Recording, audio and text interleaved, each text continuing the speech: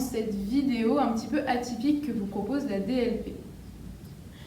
Malheureusement, le contexte sanitaire ne nous permet pas d'organiser nos portes ouvertes comme nous avons pu le faire les années précédentes. Néanmoins, nous tenions quand même à vous présenter certaines de nos nouveautés, certains supports que vous pouvez emprunter. Pour toute réservation et tout complément d'information, n'hésitez pas à contacter Catherine Deschamps de la DLP. Cette sélection, si elle avait un thème, eh bien, ce serait celui du voyage peut-être. On vous propose un voyage en enfance avec les racontes tapis, également un petit voyage dans le temps pour retourner dans les années 70, et enfin, également un voyage sur nos côtes avec l'exposition Mission Océan. Le premier support que nous allons présenter, eh bien, il s'agit de racontes tapis. Les racontes tapis, vous connaissez, il s'agit d'une façon pédagogique et ludique d'adapter un conte traditionnel de la littérature contemporaine pour la jeunesse. Il se trouve que les racontes tapis que nous allons vous présenter aujourd'hui, que Claudine et Laurence vont vous présenter, seront présentés de deux façons. Une façon un petit peu plus succincte pour la moufle, mais vous allez également avoir le droit à une racontée complète et vous allez pouvoir observer la manipulation du raconte tapis pour l'histoire de petits beignets ronds et dorés. On se retrouve juste après. La moufle, c'est un conte traditionnel adapté par Florence Desnouveaux, qui est une conteuse spécialisée dans la petite enfance et qui a participé à Ami-Voix en 2020. Les livres sont toujours présents dans la racontée, car le tapis est confectionné au plus près de l'histoire. Il est destiné en effet à servir l'histoire. Nous avons choisi de vous raconter Petit beignet rond et doré, un conte traditionnel du nord de l'Europe, adapté par la conteuse Praline Guépara.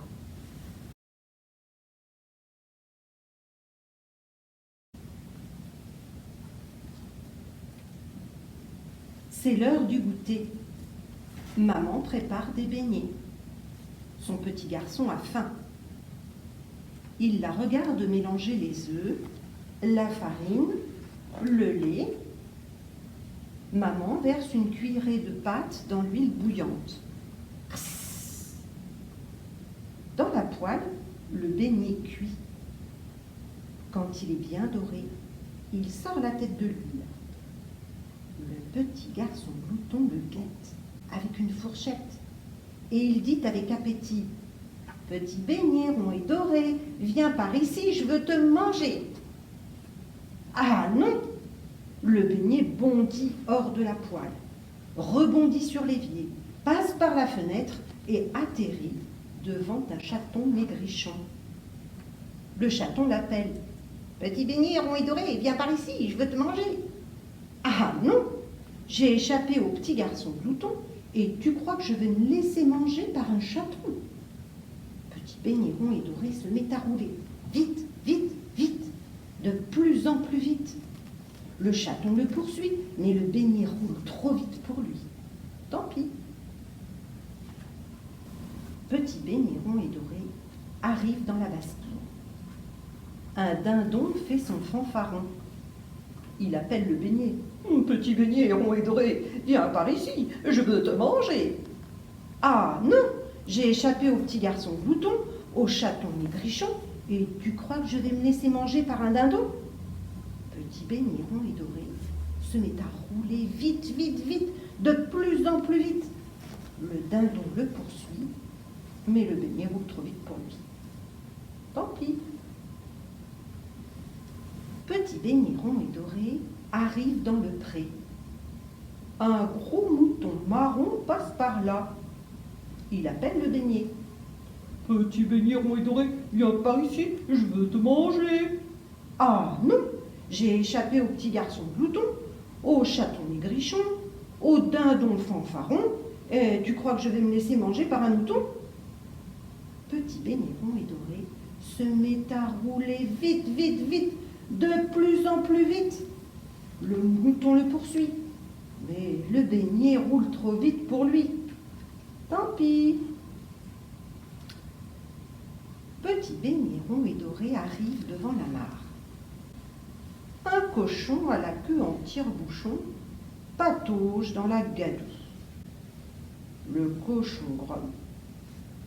Pourquoi tu cours comme ça, petit beignet rond et doré?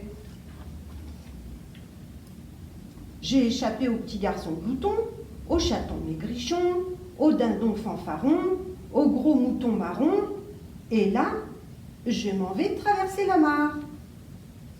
Tu es fou, tu vas te noyer. Saute sur mon groin et je te ferai traverser.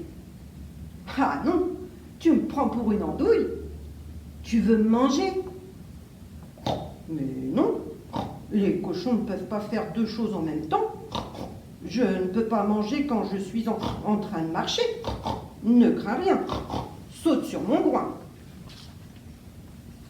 Petit beignet rond et doré saute sur le groin du cochon. Le cochon fait un pas, puis un autre, et ham! Du petit beignet rond et doré, il croque la moitié. L'autre moitié du beignet disparaît dans la gadoue. Le cochon furibond la cherche partout, mais il ne trouve rien du tout.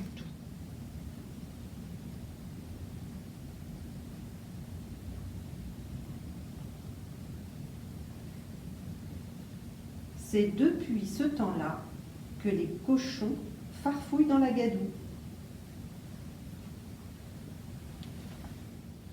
Et maintenant, on part dans les années 1970 avec Aurélie. Elle va nous présenter une valise thématique intergénérationnelle autour des 70s. Bon, pendant qu'elle vous la présente, moi je vais chercher mes pattes def. Je trouve ça absolument formidable et on se retrouve juste après. Mais qu'y a-t-il dans cette valise, souvenez-vous, spéciale années 70? Eh bien, de quoi faire du lien, de la médiation autour de la mémoire, autour de l'histoire et d'une manière profondément ludique. D'abord, il y a des chansons savamment collectées par ma petite collègue discothécaire Christine, qui a pu mettre à l'honneur des compiles un certain nombre d'artistes à la fois nationaux et internationaux. Vous trouverez par exemple Claude François, Mike Brandt, Barbara, Michel Sardou, Gloria Gaynor et tant d'autres qui sont réunis ici et que vous pouvez évidemment retrouver avec plaisir. Parler de ces artistes-là, c'est l'occasion aussi de les retrouver dans des albums, des grands albums qui mettent en valeur des photos. Et dans ces photos, les artistes de l'époque et les personnalités de l'époque. Parler des artistes de l'époque, c'est parler aussi des grands photographes qui ont fait la une des médias, comme par exemple Jean-Marie Perrier, le photographe des stars, disait-on à l'époque.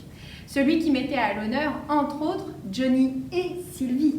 Mais il y avait un autre artiste, un autre photographe qui a lui aussi connu une notoriété importante, c'est Hugues Vassal, qui a été longtemps blésois, qui est maintenant tourangeau, qui a suivi Édith Piaf, mais aussi Mireille Mathieu, mais aussi Claude François et tant d'artistes qui faisaient la une des magazines de l'époque et des émissions de l'époque. Parler d'art, c'est aussi parler de bande dessinée, avec notamment cette plume acérée qu'on pouvait retrouver sous les dessinateurs, avec ces dessinateurs chez Fluide Glacial ou bien chez Pilote, qui avaient un regard assez acéré sur l'actualité. Une actualité qui était sans doute plus libre encore que celle de maintenant. L'art, c'est aussi les jeux vidéo et l'émergence dans les années 70 d'un certain nombre de vedettes comme Mario, Super Mario, celui qu'on retrouve encore aujourd'hui. Eh bien oui, il est né dans cette décennie.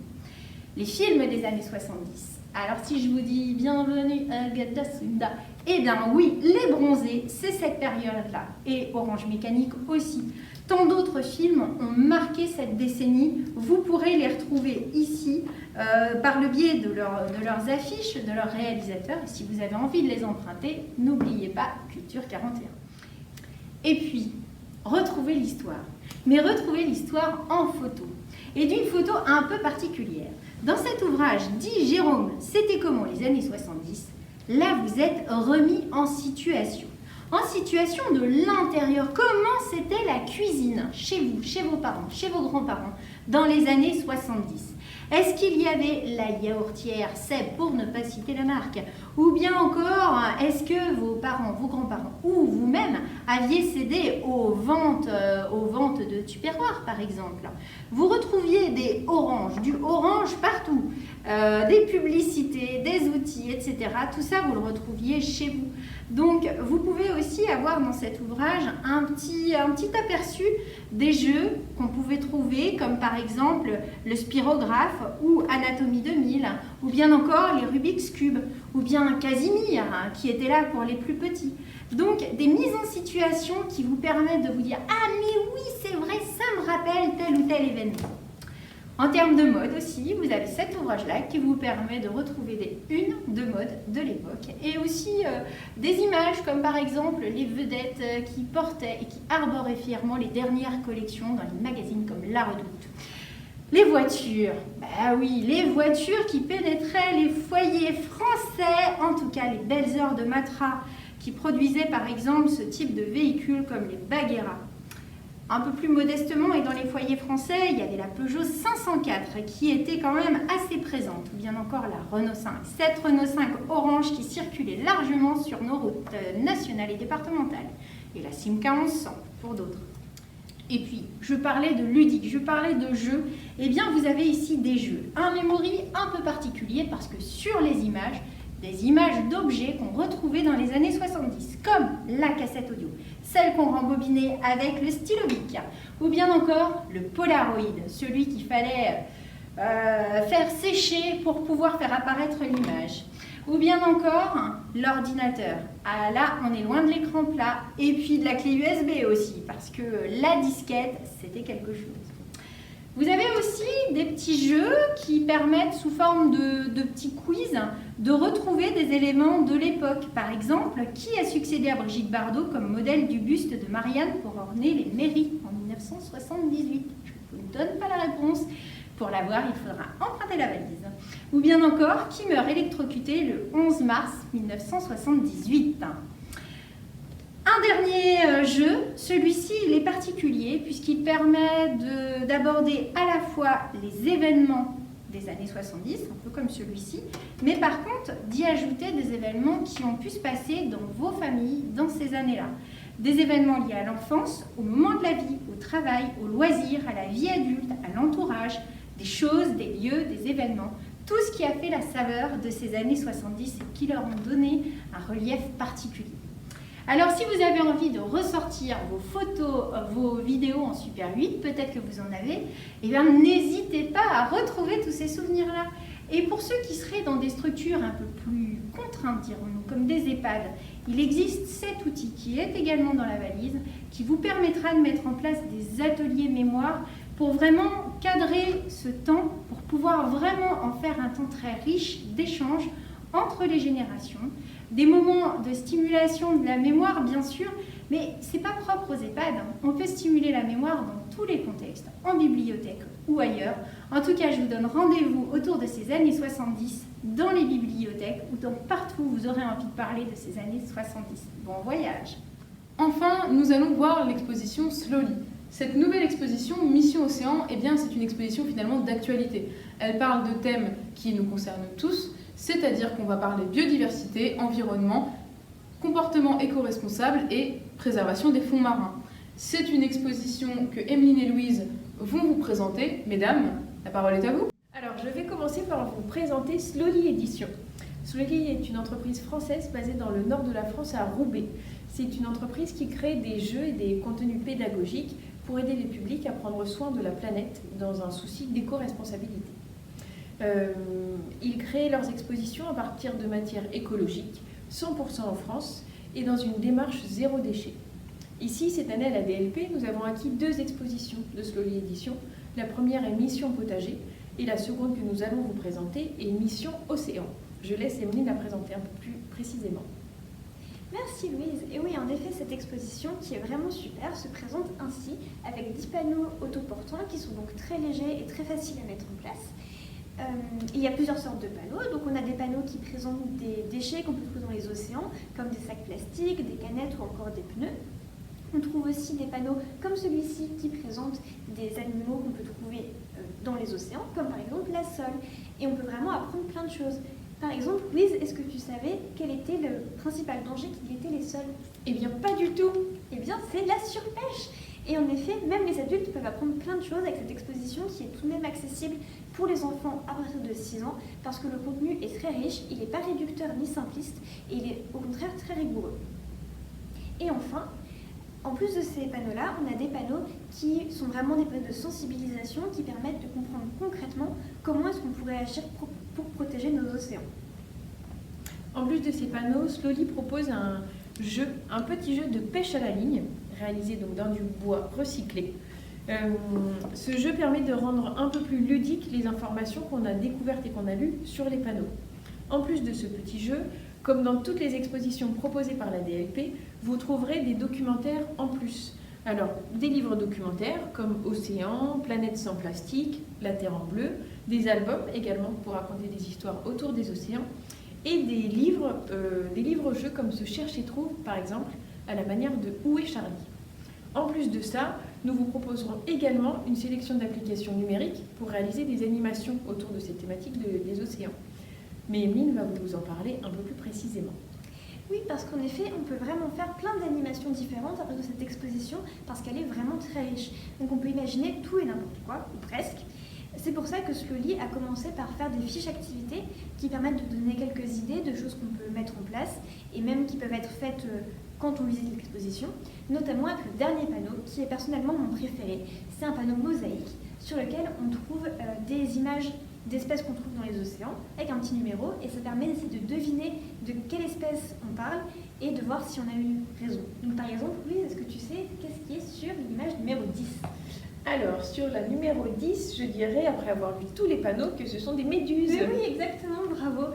Et oui, c'est en effet une méduse. Et c'est vraiment ce genre de jeu qui est très chouette et qui peut être fait en famille et avec lequel on garde un bon souvenir de la visite de l'exposition. Mais on peut également imaginer plein d'autres choses. Par exemple, une activité de ramassage des déchets autour de la bibliothèque. Par exemple, pour la journée mondiale du nettoyage. On peut aussi mettre en place des ateliers autour du zéro déchet ou encore essayer de se mettre en contact avec les services locaux pour parler du traitement des eaux usées, de la qualité de l'eau ou encore de quelles espèces sont en danger dans nos rivières locales en Loir-et-Cher. Pour terminer la découverte de cette exposition, nous allons vous proposer un panorama de l'ensemble des panneaux disponibles.